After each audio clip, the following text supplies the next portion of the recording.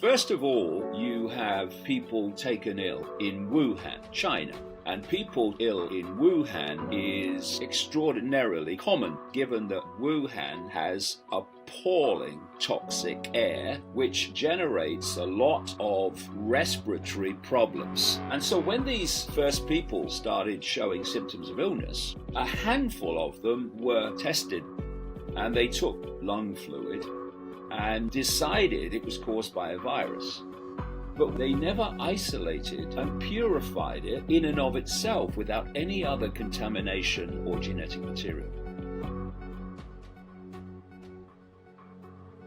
Now, if you're going to prove that a virus exists, and you're going to prove that that virus causes an alleged infectious disease, then purification and isolation of that viral material is an absolute solid gold foundation must do.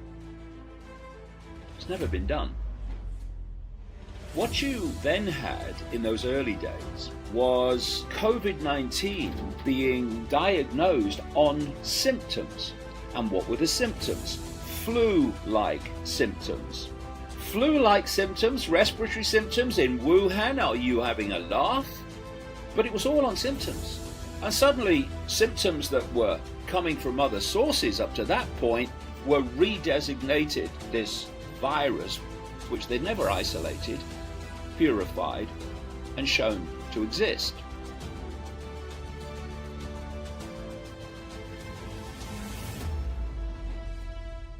They then start developing this test called the PCR test, and the creator of the test, called Kary Mullis, in the 1980s, actually said this test should not be used to diagnose infectious disease.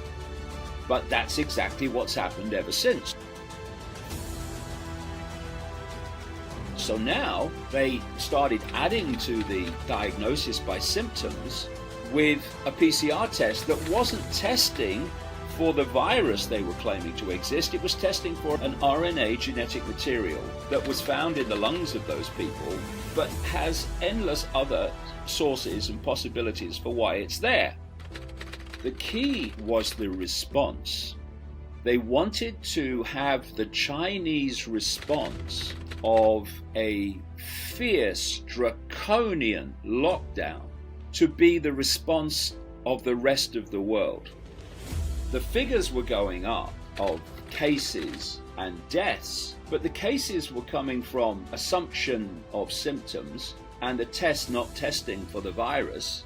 And the deaths were coming from this redesignation, and the numbers went up.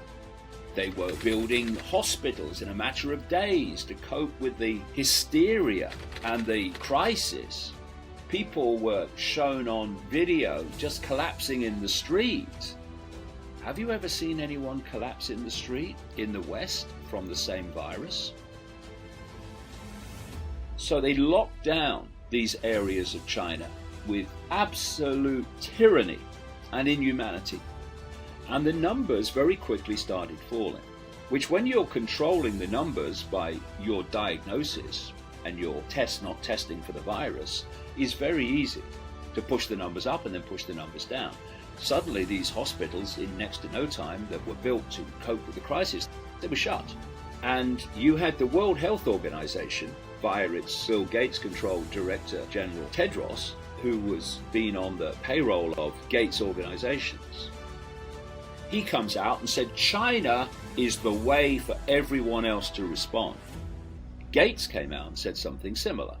And Gates has been the second biggest funder, second only to the government of the United States, of the World Health Organization.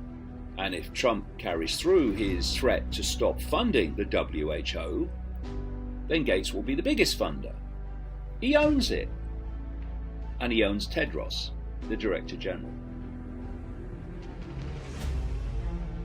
So then we start moving into the West, and the same process unfolded.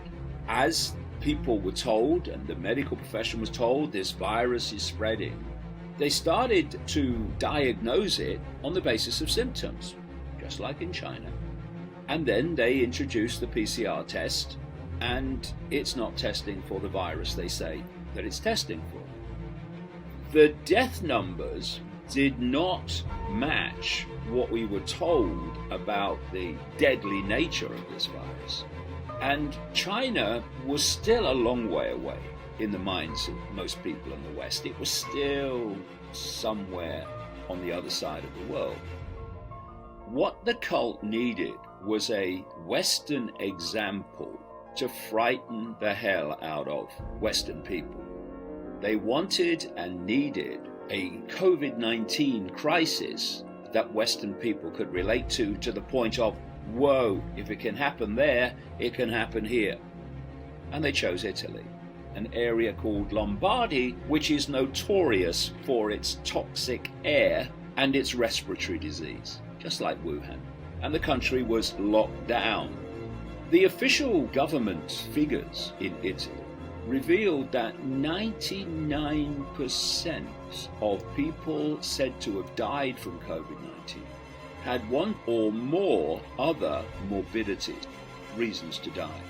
But everyone was now designated COVID-19, and there seemed to be a crisis when old people were dying of things that old people have always died from in that area.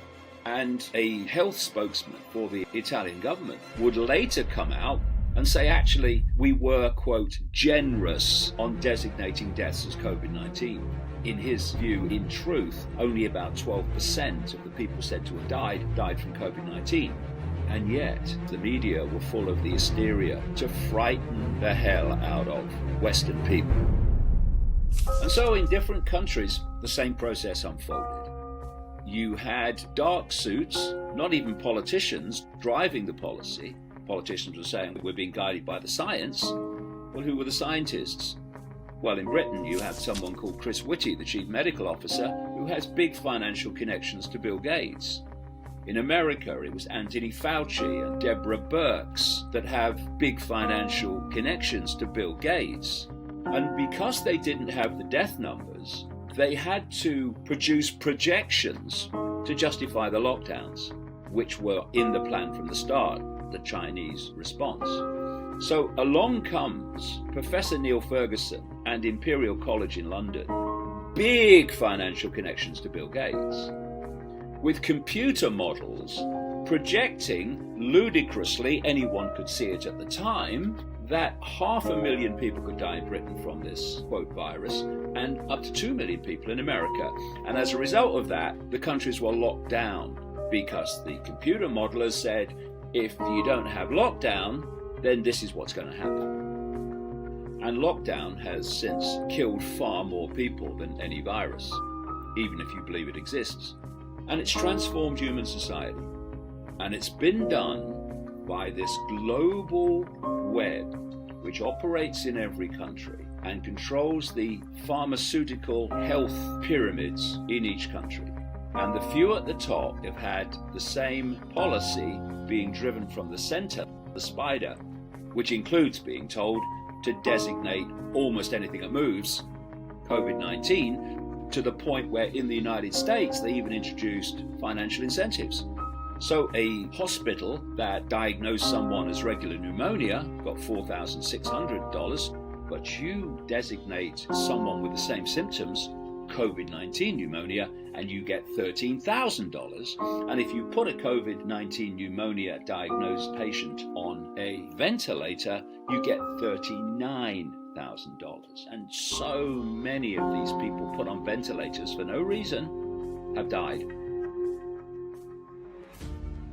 So that's the structure of how